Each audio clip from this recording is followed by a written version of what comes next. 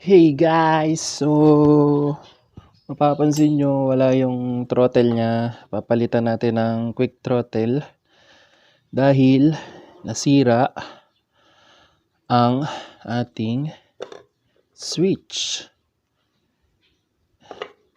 Nasira ito mga paps. Yung push start niya. So ayan, nagkakandahulog na lahat. So eto siya. So ayan no. Nasira siya mga paps. Ito yung stock na throttle. Tapos then ito siya. So ayan. So yung pwede lang dito is itong switch niya na lang no. Ito na lang ang pwede. Pero lahat ng nasa loob, kagaya yun, butas. Last trade ito. Silang dalawa, lost trade na. Kaya palitin na rin talaga. So ito yung dating push button natin na nasira rin.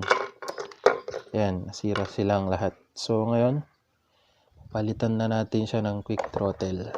So ito yung nabili kong quick throttle for 95 pesos lang siya mga paps. Pero wholesale yun. Mga siguro nasa 150 or 130 siguro to pag hindi siya wholesale. So salamat nga pala dun sa tropa kong parati akong sinasamahan no? Sa wholesaler na tropa ko. So bago natin lalagay itong throttle na to, lalagyan muna natin ng langis. So lagay ko na lang dun sa link in description na lang kung paano maglagay ng langis dito sa loob ng throttle. Basahin nyo na lang dun sa description mga paps sa ibaba. Dito sa baba. Okay. So yung switch nga pala natin is eto. Eto siya mga paps. Taas ko lang.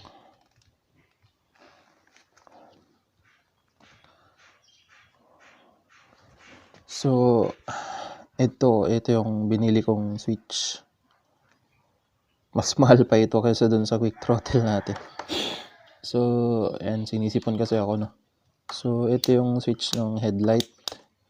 Then ito yung sa push start kasi may push start yung motor ko no. So yun, bago ko muna ilalagay, lalangisan ko ito, tapos yung description kung paano maglagay ng langis dito lalagay ko na lang sa baba. Tapos yung paano mag-ayos ng starter natin, lilink in description ko na lang. So yun, okay, umpisahan na natin mga paps. So yun, masyado siyang mahaba compared dun sa stock.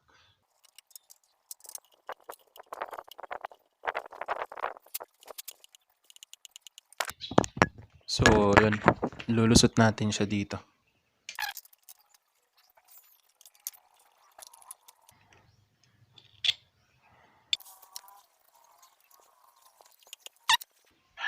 Bago ko muna siya i-install,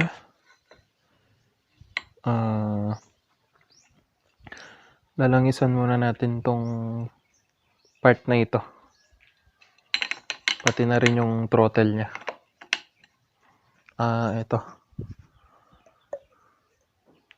Tapos, tanggalin ko na rin itong handle grip. Kasi kulay blue naman dun sa kabila. Lalagay ko yung dating handle grip. Tinanggal ko dun sa dating throttle natin. Madulas siya. Ito yung langis kanina. Pinanglangis ko dun sa throttle. So, ayan. Papatak lang natin siya ng ganito.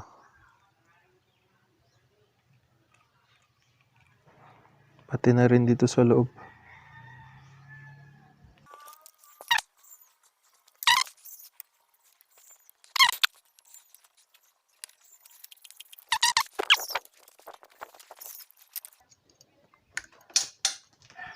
dito.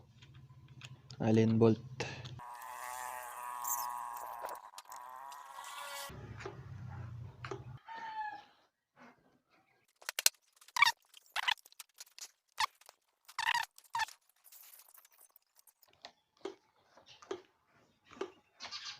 Okay. Then lalagay na natin itong switch. So ayan, ito. Nakagrip siya dito mga paps.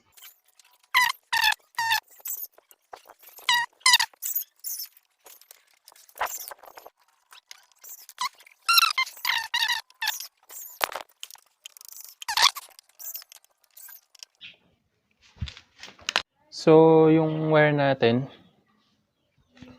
itong black, tapos black and may pula dito. Yan. Black and red. Ito yung switch nung push button natin or yung switch ng starter natin. Tapos ito yung yellow. Tapos blue yellow. Then ito yung galing dun sa switch na binili natin. Ito yung switch ng headlight. Switch ng starter natin. Push button. Halos puro negative. Negative at saka positive lang siya ako sana mga paps. So, yun lang. Hindi naman siya mahirap ilagay. Ikabit. Kagaya nito. Tatap mo lang siya dito kagaya sa switch ng headlight. Tatap mo lang siya dito. Parang nakatap lang siya na ganyan. Pero tatanggalin na natin to.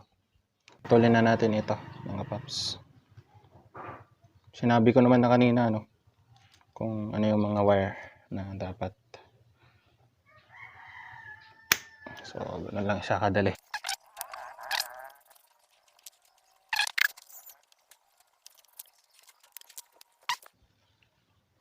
Ito yung sa switch.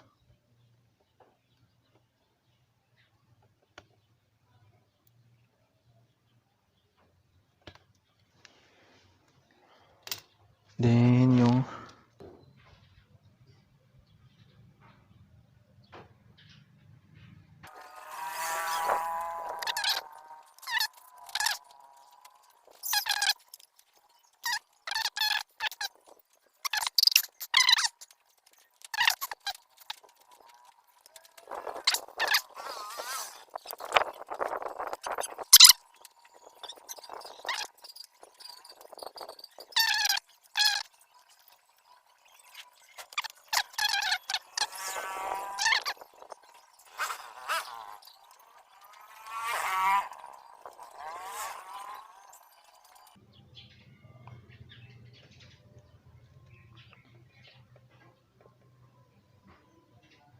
so, yeah.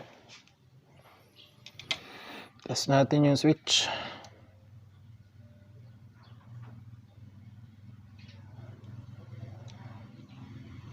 So, ayan.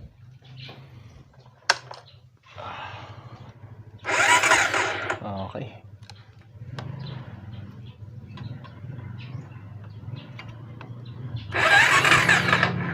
Okay, pwede siya.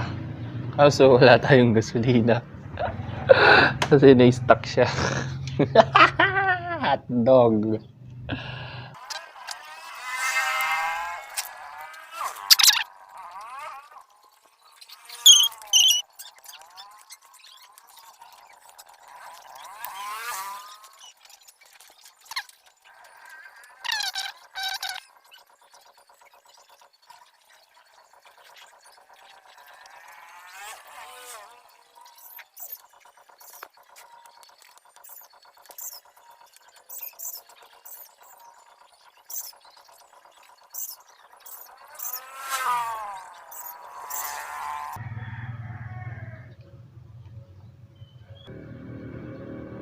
So, ayan. Tapos na siya mga paps. So, ayan. Testing na natin. Kung iilaw ito ng headlight, kung iilaw ito, ibig sabihin, pwede itong switch natin. So, ayan. So, ayun, kulay pula. So, ayan. Then, itong push start. Pero wala tayong gasolina. Ni-stuck na kasi siya mga paps. 1 week na. Okay.